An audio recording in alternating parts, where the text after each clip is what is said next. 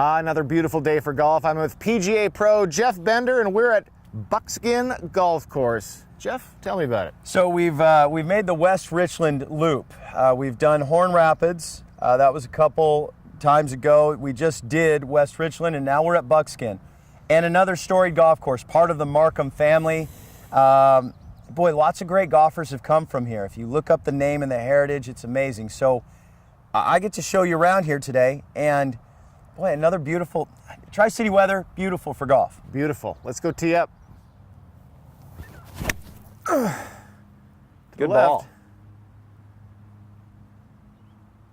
I like it. That'll work. All right, good job. So one thing, we just hopped out of a car, and now we're up on the first tee.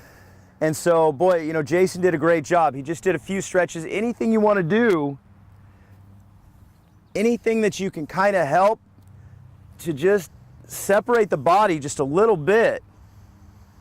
All right, that actually, just even that,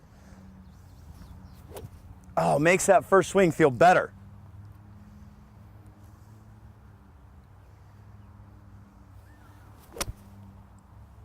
Run. A little off balance, but it looks perfect.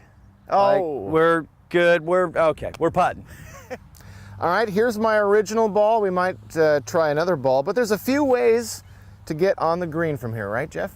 Yes, and actually, I wish all players knew and understood that. In the 21st century, I brought a 60-degree wedge. So there's something called a flop shot, which I've always said, please don't call something a flop. Sure. Because if you call something a flop other places, it's a flop, it's bad. So if we want to loft the ball, we can loft the ball. If we want to just send it with traditional loft, or if we want to de-loft it and hit what some people call a bump and run.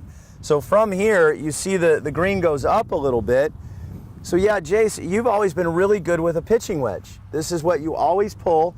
And if you go to some older gentlemen that are single handicap players, they don't even own one of these. As a matter of fact, if you're in Scotland or Ireland and you have 4 wedges, they'll look at you and say, laddie, you're not going to need any of those. You're going to need like that little hybrid thing and maybe one of those. So yeah, we'll show you what to do here. So that means with a pitching wedge, but I'll have you hit this as well. Okay. The pitching wedge is going to produce low launch angle anyway. So on this shot, I highly recommend that when you take your practice swing, you need a ball that's going to land. The nice thing about that club is if it landed here, Jace, it's going to roll out. If it lands here, it's going to roll out. If it lands here, it's going to roll past the pin. But any of those 3, because of that club, will work out fine. All right.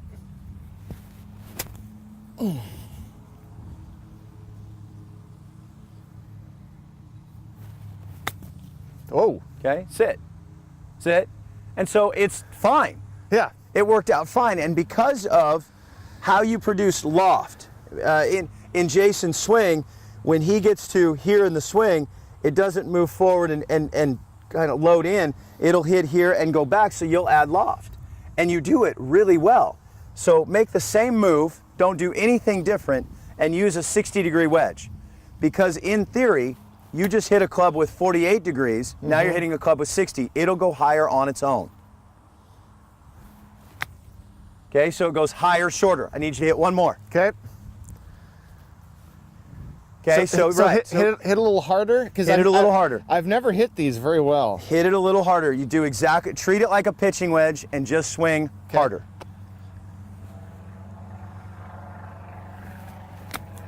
Okay, all right. Hit behind it. So one more. All right. Okay, treat it like the pitching wedge. Here, I'm gonna do what you do. You do this. I spin it. There. See, again, this is why I use the pitching wedge. But more things in my arsenal is a good thing. There it is. All right, so 2 different routes and lots of different options. So I'm glad you brought this up, because in each type of chip shot, you can keep it simple and use just a pitching wedge, and most of the time it's going to turn out fine. If you want to be creative, there's different lofts of clubs. But a lot of times, watch out for the shot. Watch out for that word that people use, because it's going to turn out flopped. Right. Don't want to flop.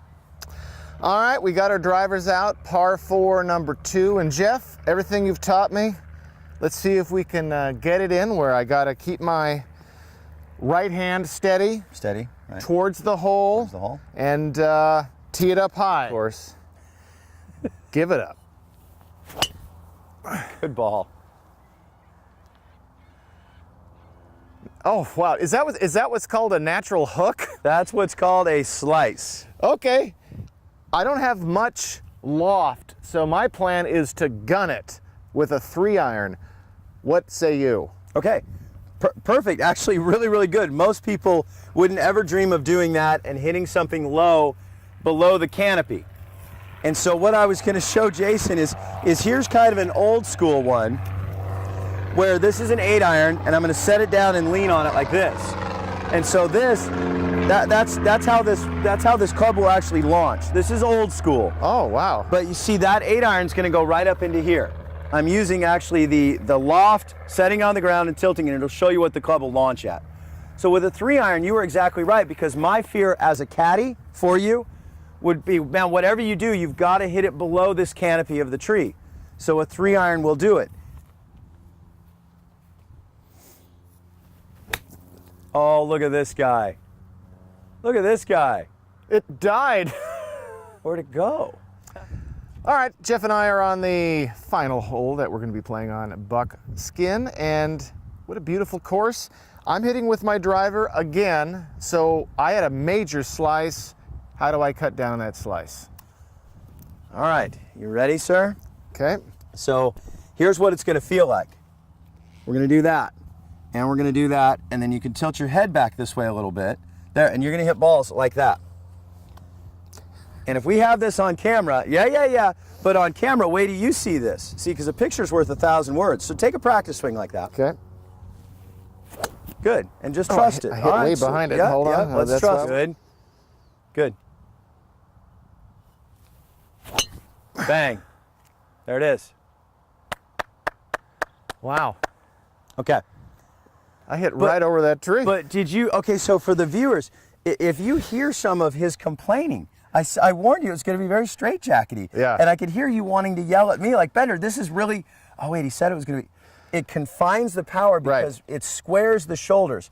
If you look at your first swing, your shoulders are what's called open, which is pointing left. Right.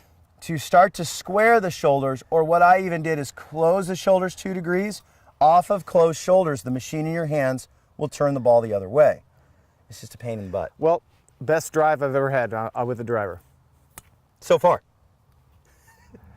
Buckskin Golf Course. I was really impressed how nice the greens were. Beautiful course. It's great. Come out and try it. I was really impressed as well. And Mr. Markham, he runs a great facility. Easy to get on, a lot of fun. And boy, with our weather this year, yeah, come give it a try. Yeah, perfect to maybe do it right before work. Jeff, I like it, again, yep. thank you so much. All right, thank you.